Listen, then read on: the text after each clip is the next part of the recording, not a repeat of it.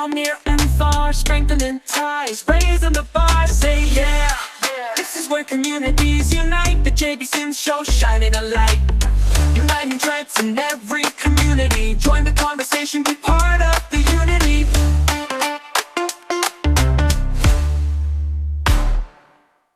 Welcome to the JB Sims Talk Show, where we're uniting threads and strengthening communities. We hope you can join.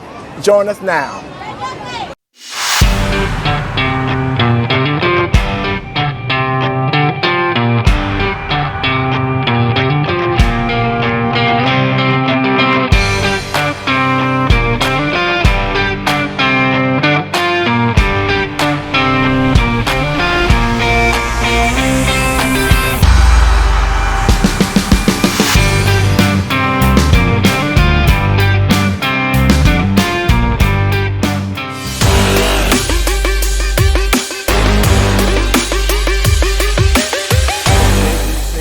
The JB Sims Show, also with the Rise Creative Voice, which is a podcast.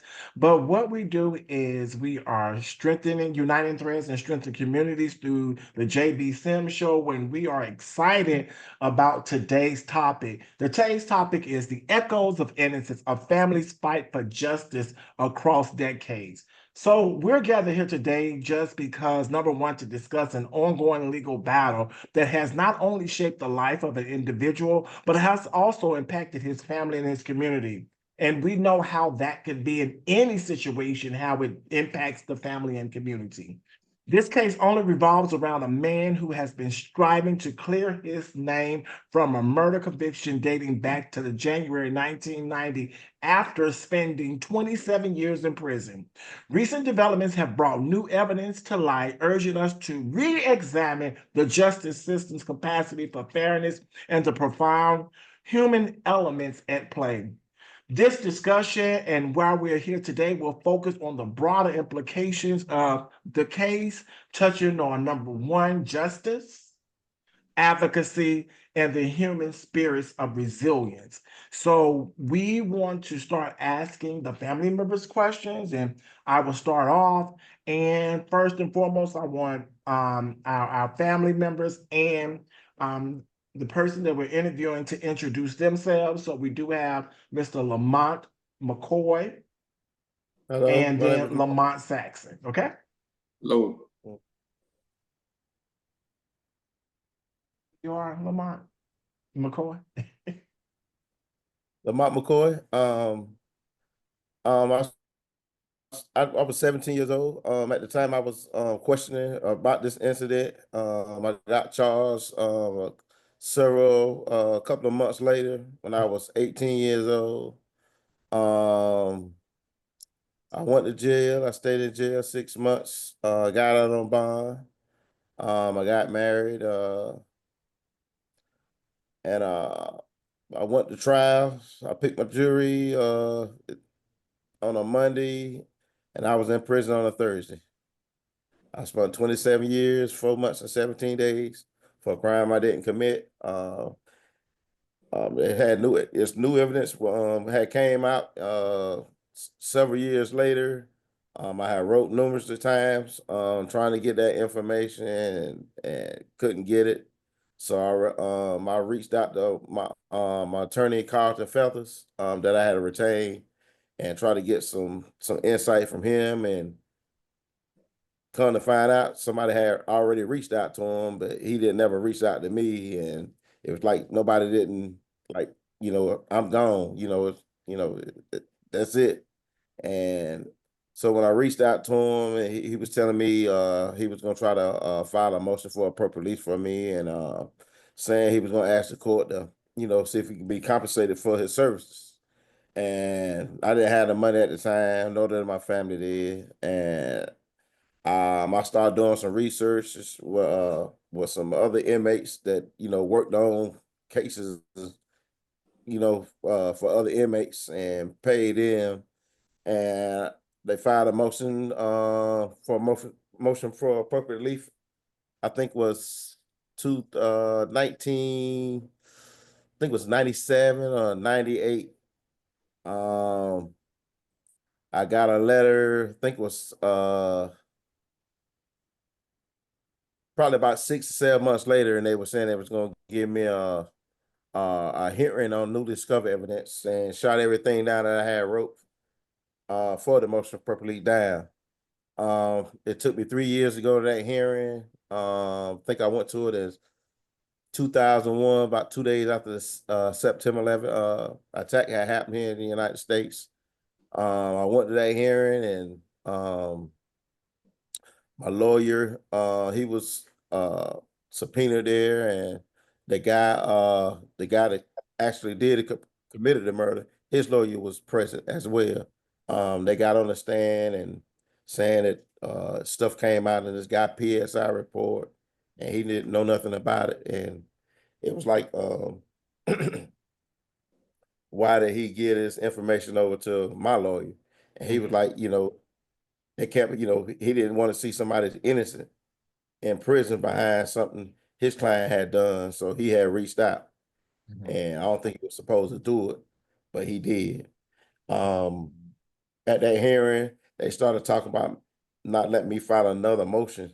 So I knew something wasn't right then. So I had reached out to Duke, and they've been working on it. And like I said, I couldn't never get nothing from the state, from the people downtown in Fayetteville or the federal people, but they said they had gave everything to the people in Fayetteville. Okay. And that's where I'm I at think now. that's just enough information right there so we can get a key part to it. And now, your cousin, introduce yourself. Yeah, I'm Lamont Saxon, cousin of Lamont McKoy. Been working and assisting them and trying to help clear his name for over 35 years. Oh, wow. Wow. So the both of you guys, I want to ask just a couple of questions because I know the family has been really impacted, and the biggest thing is how has this case affected the family dynamics over the years? Either the two of you. To me, it affected not only my immediate family, but my grandmother. Just watching my family just fade away and not being there, especially for my son. He was. I had my wife had him when I think I was gone probably about 8 months, and he was and I watched him grow up from a little child from in prison. You know what I mean? And I didn't get a chance to do nothing for him. Just it was a lot. It was a lot. Mr. Saxon?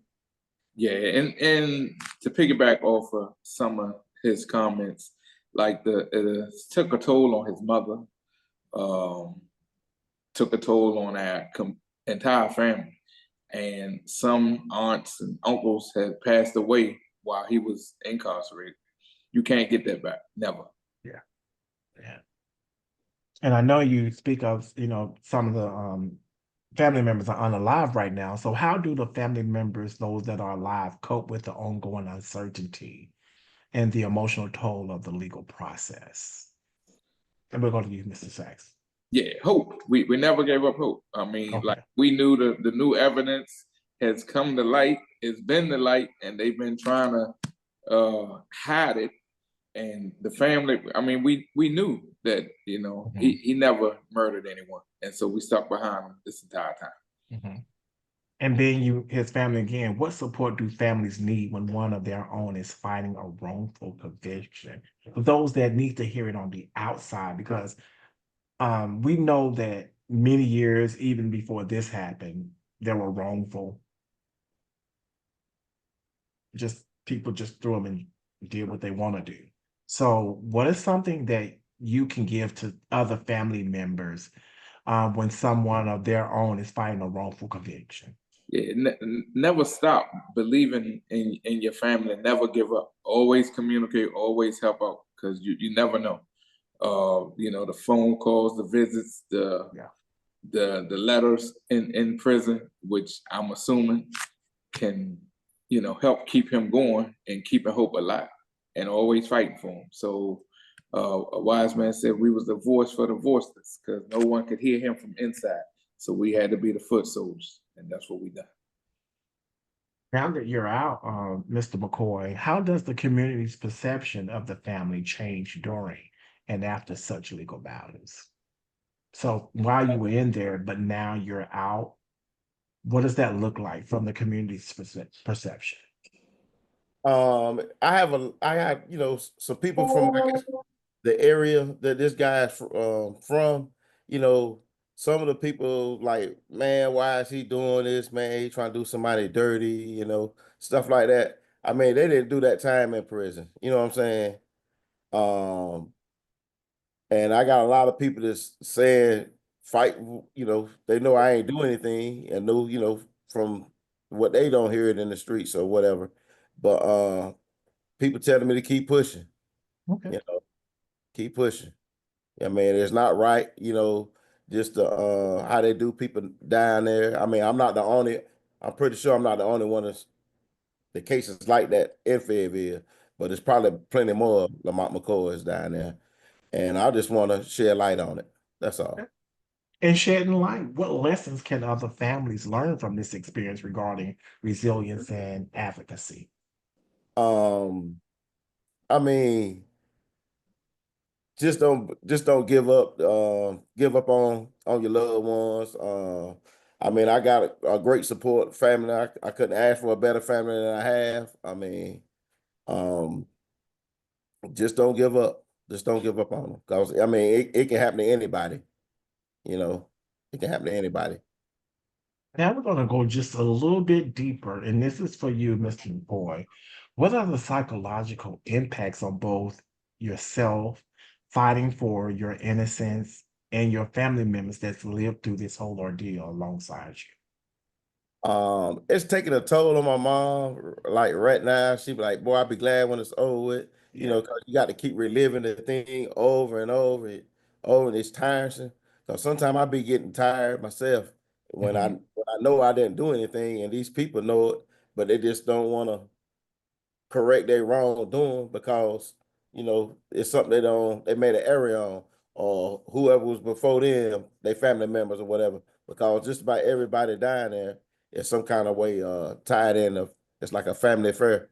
They work in that court, that DA's office in Okay. downtown. Okay. Mr. Sachs, same question. It's been really took a toll, Mhm. on the entire family. And like I said before, we just don't give up hope, man, and keep fighting. And Yeah. the light will shine. Okay. Now we're going to the legal part, okay? And I know we have some people in the studio audience that probably have questions too as well. So if you can put your questions in the chat and we'll look at them and then like that too as well as we move forward. So considering the emergence of new evidence, Mr. McCoy, you said that. What ethical obligations do legal teams face when revisiting old cases? It's This time. is very old. Yeah, it's time. Yeah. You got to have resource. You know, I it take a lot of money to do the stuff they doing, and Mhm. I mean, just I mean, I got it pro bono. Some lawyers. Mhm. I mean, they're not gonna take a case they don't think they can win, Mhm. or they're not gonna take a case if they don't think a person is, you know, Right. is guilty or whatever. So, um, it's a lot. It's a lot of time. And do you think they respond in the legal system from families and community groups, especially in cases involving something like this too as well? That I response time. I actually I can't honestly ask Okay. that answer that. So when we talk about the media and public opinion, we know this has gotten spread and we want to spread it a little bit further. How has media coverage and public opinion influenced the legal proceedings in this case? Either or. Yeah, I think it helps out a lot But a lot of times right now we're in Fayetteville Observer, and it happens there. And so I think it helps more to keep it in the public eye of a community that is in. We've been in the Washington Post, we've been on the news and everywhere else. But until you get that knock on your door, it doesn't really hit home. But if it's somebody of your family member that has been wrongfully convicted of something, now it draws interest. I've reached out to, back then, the Rainbow Coalition, Jesse Jackson. I reached out to Al Sharpton. I reached out to everyone that I thought, the NAACP and everyone, to try to get them involved. But until them lawsuits come through and he's financially stable, no one cares, So it's been a fight. So that's been a fight by itself. And one thing that you said, you've called everybody. So what role do that play in shaping the narrative and potentially affecting the outcome of the case? Well, they didn't respond. So that didn't play any role at all. It's like a zero. Yeah, zero. Yeah. Yes, it's a dud. Yeah. Like when you have a little firecracker and it don't pop, Right. Yeah. So it's really, from, they want to go on high publicity cases. And this was just the one guy in Fayetteville, North Carolina that, no one really knows. But if it was something that was nationwide, then they would want involvement because I think it's financially motivated to a certain extent. Okay. Now, I don't know if anybody in the studio audience have any questions. You can go ahead and ask them. Anybody? I have a question. Yes, go ahead. Did anyone think about filing charges against these people for obstruction of justice? Well, the way New evidence? the law is, there's no repercussion on none of them. So that's why they do the people that's like in my situation. That's why they do the way they do, because there's no repercussion on a DA or a judge, even if they lie or whatever. It's no repercussions. Wow. Yeah, and Jeremy, can we give you like the new evidence and go Of over that course. real quick so that Yes, go ahead. Okay, so one thing is the police had 2 tips that came in the next day after the murder took place. Okay, they never shared them tips with my cousin Lamont McKoy. Them 2 tips that came in identified the shooter. All right. So that's a Brady violation. I think he touched on that, didn't it? Okay. Well, that's a Brady violation. Yeah. And then the second thing is they had a sworn officer that was there that night who testified that he was at the same location that they accused my cousin of being at, and no murder took place. And that's their sworn officer. All night. And he was there all night till the next morning and testified under oath that no murder took place, but they don't want this new evidence to come in. Okay. Now let's talk about that other what the veteran was fighting to as well, and someone has recused themselves now, right? Yeah. So the judge, he said that he wouldn't recuse himself, but he'd step aside. And long as you off the case, that's all that matters. I don't care how you decide you want to get off, but as long as you, And Jeremy, I got a large veteran following in the background, and so I've always shared my stories about Lamont McKoy, and a lot of them, it's like they want to support me, and they want to support him, because Lamont's father was a Vietnam vet that died from a Agent Orange condition. And they want to help another Vietnam vet son, because it could have happened to them or their sons. And so that's why the fight is with the veterans as well, that's getting behind Lamont McKoy to try to help another soldier's son, because that's what we do. And me as a veteran, that's what I do. Correct. And I like to stand for justice. Correct. That's all I like, is justice. And though people may sway their tongue, and that's what I want to say. and they may say falsehood about different things, we know what really happened. And what long as the truth lies in you, it will be revealed. Right. It And will see, be revealed. and they know what happened, but Mhm. the first it was a judge down there, and his son just happened to be the DA now, assistant Mm. DA, and so his father was one of the ones who denied the MAR, and so now he don't want to make his dad look bad by Now, overturning it. now, do you mind telling people what MAR is so they'll know? Yeah, a motion for appropriate relief. Okay. We don't have any lawyers on here, you know. We want to make sure somebody say, "Was that March?" Go ahead. Say it again, McCoy. Short term for Mar. Yeah. Well, I want to make sure that people, have that language because we could say some jargons written acronyms really quick. Any other questions? Any other questions?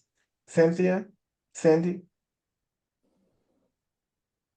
So it is very discouraging and extremely frustrating to hear all the people you reached out to, these big Black organizations, these, people that we always see and hear that will fight for you and reach out and, we're here to help, and they'll march along with you, and nothing.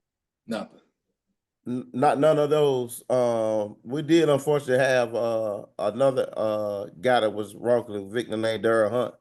He was the only one. Wow. Okay. He was the only one. But obviously it wasn't enough, or he couldn't at least pull enough support to bring in others, which is, to me, it just doesn't seem right. I don't understand why there wasn't more support, or why we didn't hear more about this back in the 90s or in the early 2000s. And I don't get it. I think Lamont had reached out to someone and they told him that they hear cases like that all the time. It's like it's no big deal no more. Wow. Yeah, and when we did get Daryl Hunt, you can look up his name, and unfortunately he's no longer with us because he passed away. But he served I think it was 20 years for a murder and a crime that he didn't commit, and so he has a movie, and he was a big public figure, especially in the Winston-Salem area. Okay. And when he joined the march and we were doing events, one time the NAACP, the local NAACP in Fayetteville, they had a radio show. So we wanted to spread the word about Lamont McKoy, but all they wanted to talk about was Daryl Hunt, because now, they got a millionaire on the set that they wanted to talk about. And Daryl made sure we used them, because that's all Daryl talked about was not even his own story and the things that he went through. He just continued to talk about Lamont McKoy. And then that was it. After that, nothing else from the NAACP or anyone else. Wow. It wasn't lucrative for them. Right. That's why they didn't do it, because it wasn't lucrative for them. Right. Exactly. Yeah. Exactly. Yeah. Exactly. It was all talk. Yep. All talk.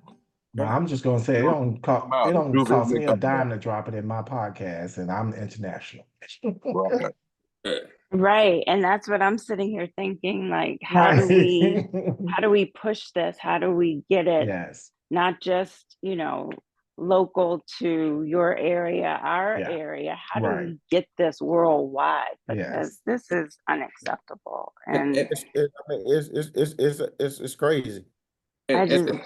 Let me share this. So the feds came through and done their investigation, and that's what he was talking about earlier.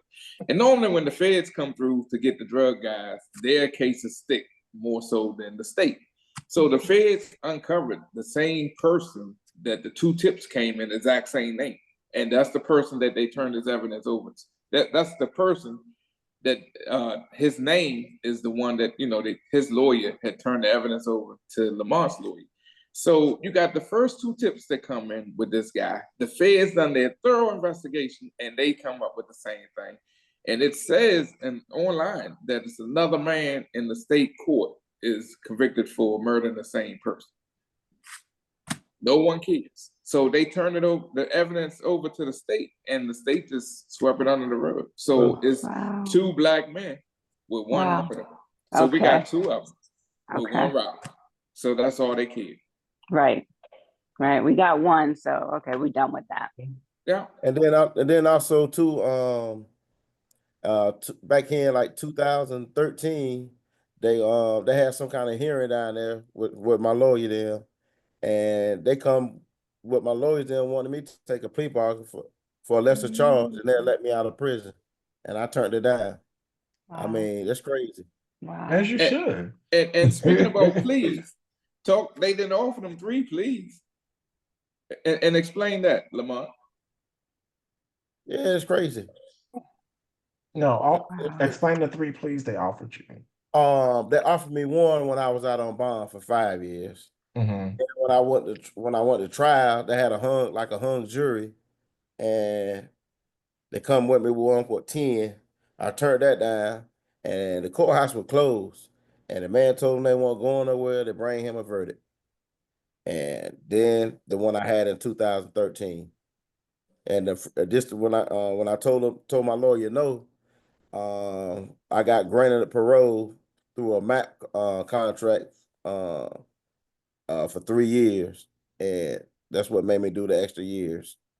Instead of turning out, they just kicked me out of the prison. Now they're saying, "Oh, you out here, no restraints." But man, I just did 27 years and 4 months and 17 days. What rough my feathers? I ain't got no feathers. Took them all off. If you want to call me, and that's what the man was saying when I went to court a month ago. Because I ain't on the restraints. Wow. How did you maintain? How did you continue? I mean, the mental health piece of it.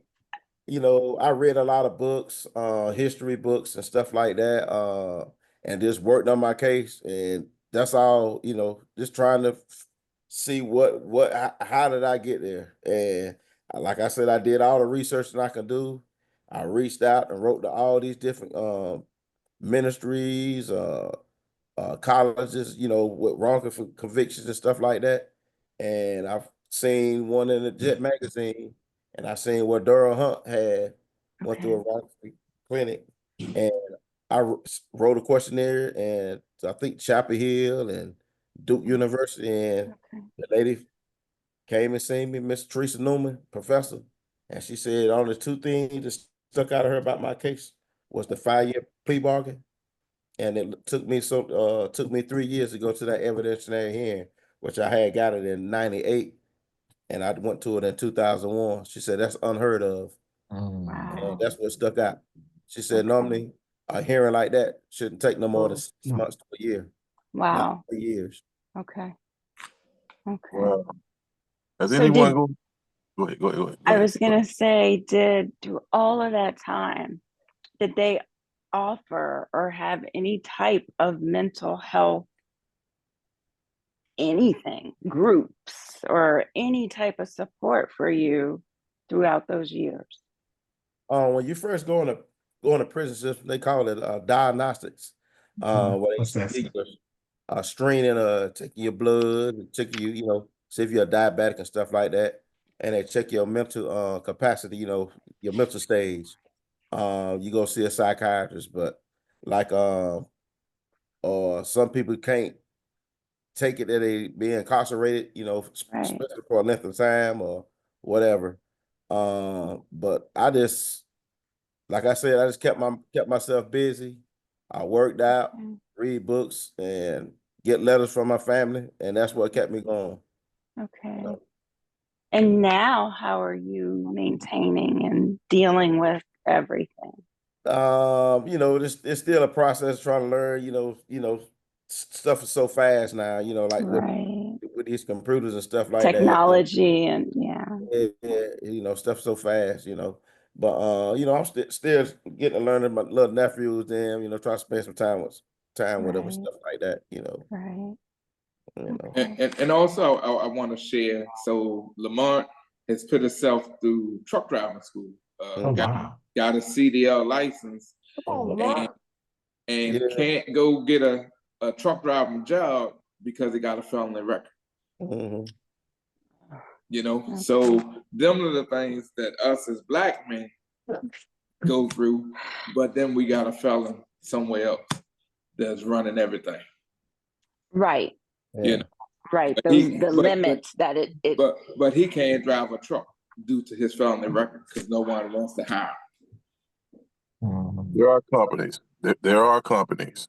I'm a truck driver myself. There are companies, And that's what I especially thought. a lot of them out of Mississippi. Several of them out of Mississippi will hire him right off the bat. Yeah. Well, Yeah, there are several. and Fayetteville, he couldn't get one Right. due to his felony record. Mhm. They Now, are probably you- doing it because of the case. They don't want to be involved with it, period. Right. Right. Yeah. But that's what it's for. Yeah. But there are other places, there are other states, they'll accept him just like he is, no problem. Well, Okay. is he subjected to just North Carolina? Well, right now, because Okay. he's still got a lot going on at Okay. Carolina, and you know he needs to. And he had a job, like at a salvage yard before he got out, and he's still there. But right now we gotta stay local. Okay. You never know when he's going back to court. Okay. And then another thing is the other guy that everyone knows who committed the murder, and they are in the same area, okay? And it's like that guy didn't put him in prison. Even if that guy was to go and testify or whatever, they only wanted my cousin. They didn't want that guy, and so we don't talk to the guy because they wasn't friends or anything. But it's no really ill feeling to him because he didn't have no jail or prison to put him into. It was, it's the state. Yeah. so he never did any time. For murder, no. He done He went to 20 feds for another 20 years charge. for drugs. But for the he never. No. Wow. Never. Okay. Never. Like I said again, the 2 tips came in, had his name on them, as well as the federal investigation had his name on them. And not only that is when I wrote down there doing my filing my MAR, they told me it wasn't nothing down there pertaining about that man's name anywhere on my case. Nowhere. Not even the feds or downtown. And they lied. Has anyone gone to the lawmakers, the senators, the congressmen, the one who actually make the laws? Has anyone went at those people Yeah, and hold them accountable? So let me tell you about that. So the governor, I went to the governor when Floyd was killed, and the knee on his neck, and the governor from North Carolina wanted to talk about it and how bad it was, and I wrote him, I emailed him, I wrote him, and said you got your knee on my cousin's neck. Mm-hmm. While we looking at what's going on in Minnesota, worry about what's going on in your own state. All of these wrongful convictions. Where there's smoke, there must be a fire. Right. Mhm. And I heard nothing back. That's because they refuse to change the laws. I worked in the prison system for 25 years. The county, the state, and the federal level. You best believe there are case after case after case like this. I've seen it over the years. Really, one reason that I don't work there anymore, because of all of the injustice that I saw constantly. And they will not change these laws. They wanted to they keep them in place to keep doing what they're doing. Exactly. And And most that's what of the injustice, they look like us, bro. And that's what I was saying when I went to court that day, a couple of weeks ago. I know it ain't nothing but a job to them, and that's how they look at it. They can care less. Right. Right. But everybody is somebody's child. That's Exactly. right. Yeah. If it was theirs, they would be on it and wouldn't stop. Exactly. If it's not theirs, they don't care. Exactly. Yeah. And I looked up their kid's name, and if I called out their name, I bet all their eyes are and different things like that. But until you bring it to somebody's house and their doorstep, Right. Care less. That is the truth. So do you have another court date already? No, we waiting for them to put this other judge in place. Yeah, and that's And that's then probably they'll gonna be a decide. minute, right? Yeah, and that can be. We was told up to like a year. Mhm. Oh, Yeah, yeah. Before they reassign it to another judge. And we Yeah. have another hearing. goodness. Well, Okay. depending on how big their dockets are at that time too. Right. as well. Yeah. Exactly. Yeah. Okay. Exactly. That's the brush under the rug. That's to Right. keep putting. And when the Right. year comes, they're gonna push it off another year, Yeah. and they're gonna keep pushing it off. But at some point in time, we got to start holding these people accountable. That's Exactly. right. Very And that's- ones that we put it in the office, then we need to get them out of office because they're the ones that keep it going. Lord have mercy. Yeah. They're gonna be held accountable when I drop this in my podcast. And we're gonna share it and push it And keep push it sharing. and keep right. And we appreciate y'all. Yes, Because I ma'am. think the Wow. biggest part is the injustice and how do you allow someone to stay somewhere that long? Mm. And then I don't. One other thing I wanted to share is one of the lead investigators on this case was convicted of bribery and drug charges, and he was kicked off the police force. Mm. But all of the other cases he was involved in was thrown out, except my cousins. Right. All of them were supposed to be, even your cousins. Exactly. Everything that he So was a how is part of. that possible? Everything How that was he was a that part I not? don't understand it. I mean, doing my research while I was in prison, and I mean, I read every article on wrongful conviction, a cop going rogue, especially like that in California when all that stuff was going on wrong out there and Lumberton and stuff like that. All those cases in the Time magazine and stuff I read, every last one of them was dropped. It should have been dropped as well. Yeah. And I met this cop. It was a black cop. I met him. He was, you say he was what? He was a black police officer. I met him. You know, I've been doing my research. He's deceased now, but I met him, and I met him at the exact location. I actually picked him up from his house and took him. We rode down to the exact location where that car was found, and he told me, "Your cousin didn't do this. The car was coming from the opposite direction from what they were saying was." He said that he was embedded where this drug area was, and these guys was making more money in one night than he was making in 1 year, and he wanted some of that money, and he turned crooked, and he planted that murder on my cousin. Mm. And that's from the police officer's mouth. He wasn't the only one on the payroll. Exactly. They He said wasn't the only one on the payroll. I heard it was a bunch of them. Yep. Yeah, he Bunch was, of if one of them was on the payroll, you best believe It's a dozen other dirty. Yep. Right, all the way to the judges. They're all on the payroll. Yep. My God. So what we can do at this time is just manage what we know, then again, sending out this in many areas. Trust me, I'm dropping this in Podbean once I do what I need to do and making sure that it gets out to other people. I'm also going to put it on my blog too as well on my website. So everybody can get the link to that too as well, when you can share it. Because I think the more we share it, the more traction and stamps that it can get to as well. Are there any questions before we leave? And let's leave with words of wisdom. What do we learn in this in this present? But being because I think the biggest part is people tell us that we should have resilience, but sometimes resilience is an understatement for me because it keeps happening. Yeah.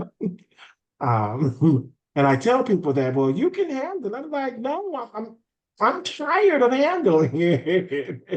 What are we going to do about it? How are you guys handling it? And I think that's my biggest part because basically I'm the same color as everybody is on here, Black and brown community. We're Black, African American, and this consistently hurts.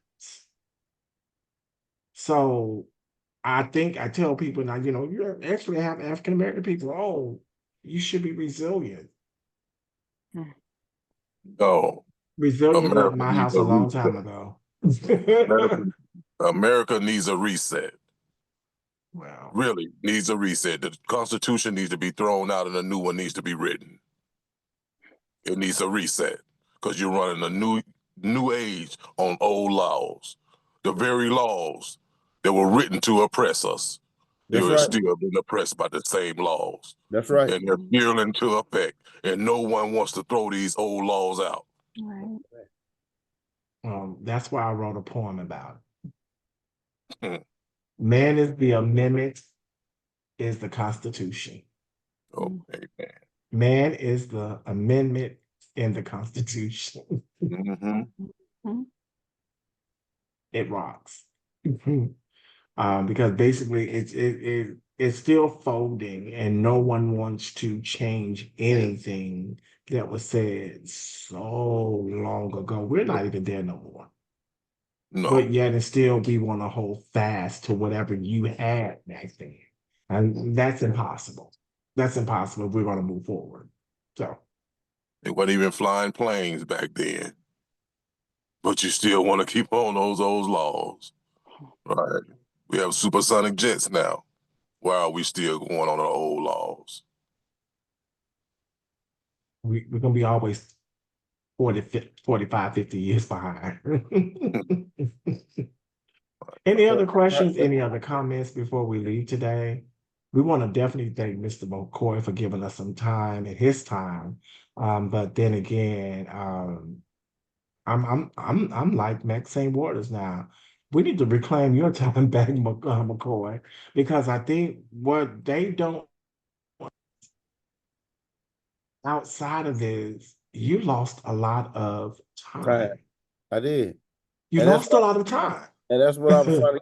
Yeah, that's what I'm trying to get that man to understand. You can't get that back. I mean, he sat right there in the courtroom and said he didn't know me and all of that. And talking about he can be fair, and we just sat there and looked at some paperwork just the other night with his name on it, and he sat right there in the courtroom and said he didn't even know me. Right on this very initial case right here.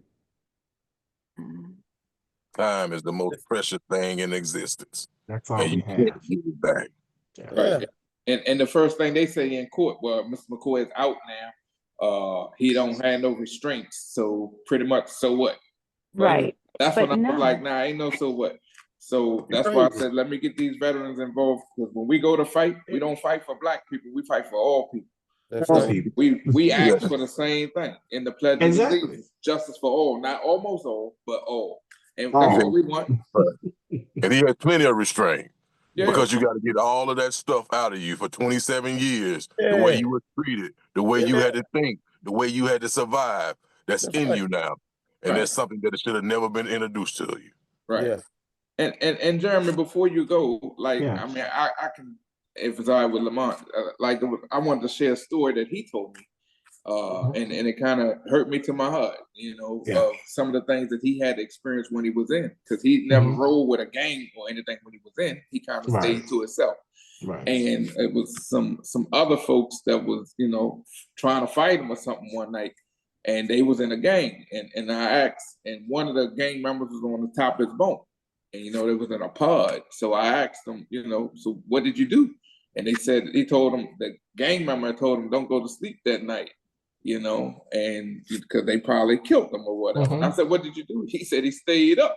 You know what I mean? And them the things that these lawyers and judges and whatever, they don't care about. But they didn't have to live that life.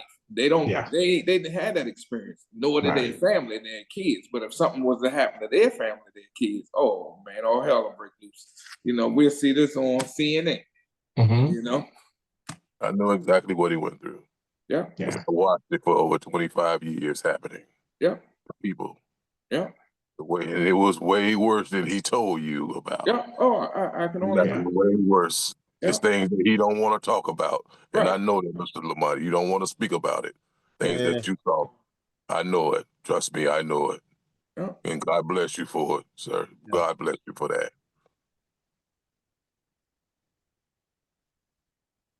But know one thing, Lamont, you still have us. You have us. Always. You have us. Okay. I appreciate it. Yeah. Any other questions in the comments? Anything you want to say before we leave, Mr. McKoy or Mr. Saxon? No, I appreciate y'all for sharing my story, man. And like I said, man, I just get it out there, and there's plenty of Lamont McCoys out there. There's plenty, and I just want to be a voice to fight for everybody. All right, Mr. Saxon. Nah, I just want to thank all of y'all for your time, man, because it's dear to me because it's my cousin. But if it wasn't my cousin, it'll still be dear to me. So ever since, it happened to me and my family, but when we ever get this light shine and it clears name, then we fight for the rest because it's more. Like the other gentleman on this podcast was saying, that laws need to be changed because if you never hold a DA or a judge or anyone accountable for their actions, who cares? Yep. They don't care. They can do anything they want. But if you hold them accountable and they would have to go to jail or do something, I bet you see a lot of different things happening and coming from that court. Right. I mean, nobody's above the law. It wouldn't be no court. Correct. And just like, I was in 82nd, I was airborne and I jumped out of planes. And certain folks gotta prepare your chutes. But them chutes you prepare, you may never know, but your number is called and you gotta go jump out of one of your own chutes. So you're gonna make sure you pack that chute correct. Yeah. And that's the same thing that need to happen downtown with them lawyers and them judges. Yeah. Brighter Days and Cindy Hancock, do you have anything? Want to thank you for joining too as well. Yes. Any thank final you for words?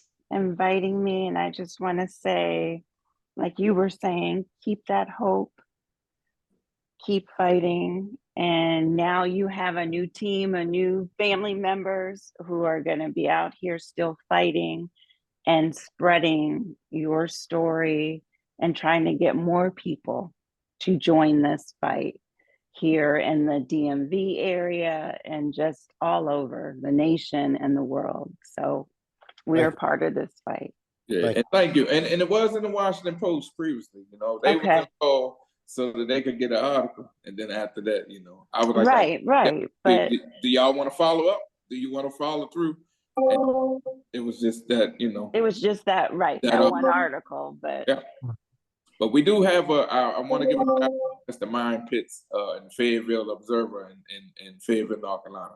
He's a solid guy that's been keeping it in the news.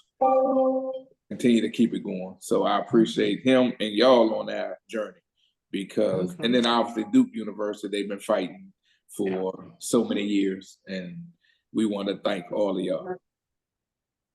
Mr. Fabian Wise, any closing words? Stay strong. Get your second win and never, and I mean never, stop fighting. I won't. That's what they want you to do. Never stop fighting. I'm gonna keep fighting. I'm gonna always pray for you, brother. Never stop. As we close out tonight, as the JB Sims show say, one thing is we have to always understand it's God's scheme. And we know that God will take care of everything, but guess what? In his due time. But in that, we know that once this gets dropped, it will move. So I don't have any hard anything about that because once it's out there, it's out there. And it's gonna go real quick. And you will get just exactly what's supposed to be given back to you. Yeah, man. You will get it. Okay. And just keep going. That's one thing my grandmother always tell me, no matter what, keep going. And don't give up. Don't give up because the fight is a fight. But guess what? When that win happens, that's when the fight is no longer there. But you can at least have some type of rest and appreciation that you continue to fight. 'Cause I'm a fighter too. I'm a big fighter. Um, so as we close today, we want to thank everybody for coming in. We want to thank Mr. McKoy and his cousin, Mr. Saxon, Brighter Days, Sidney Hancock, Fabian Watts, honoring God forever, with their comments and commentary. But as we leave here today, we want our listeners to go out and solicit for Lamont McKoy out of Fayetteville, North Carolina, because we know you know somebody that can move this case Amen. to his innocence so we can blotch out all of that, what they gave, and actually put him in his rightful state where he needs to be. So I'm looking for those persons to reach out to us. You can reach us on www.jbsims.com. And also you can email me at jsims092@outlook.com, because what we're going to do, we're going to start a campaign. And the campaign will be the Echoes of Innocence, a family's fight for justice across decades. And I'm going to put Lamont McKoy behind it. So I want us to reach out, be safe, be strong. We're signing out because we are uniting threads while we strengthen the communities, and let us start fighting for justice for everyone across. Have a good night.